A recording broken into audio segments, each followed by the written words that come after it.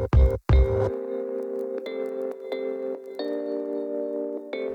for the next part of Should versus Would, we have a brief guide to good medical practice guidelines. So in the last video, we looked at the 4 pillars of medical ethics, and the good medical guidelines, good medical practice guidelines, really are founded on these 4 medical principles. This video is going to go a little bit further and just talk about different scenarios of where we should, guide our behaviour using these guidelines. So as in the previous video, in medicine, the foundational basis of how we act is usually governed by good medical practice guidelines and codes of ethics. So we're going to have 4 major sections here that are really the key notes of the guidelines. So firstly, working with patients.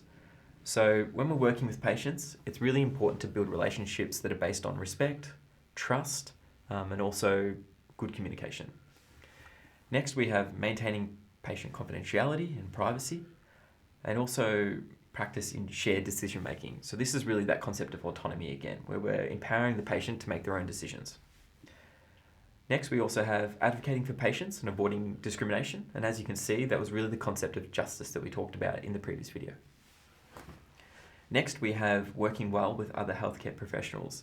This is really just talking about teamwork and having good communication, and also being able to delegate, refer, and hand over effectively and to people that are competent to do so. Because medicine is a really multidisciplinary healthcare environment, so we need to be able to work well with other allied health professionals and other doctors. So next we have ensuring patient safety and doctors' own health, or our own health. This is really just the concept of having documentation for incidences, and also mandatory reporting for things that are unprofessional behaviour. This also includes maintaining our own health. So doctors need to, look after their own health as well as patients so that they can do their job effectively, and also to maintain patient safety.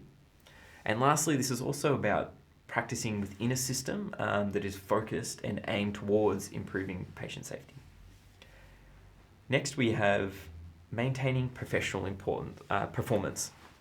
This is really about just keeping your knowledge, your skills up to date, but also pursuing professional development and making sure that you're always pursuing developing these skills, because medicine is obviously a fast-growing, profession, and there's constantly new knowledge and new skills that you have to update and keep up to date to ensure that your patients are getting the optimal healthcare.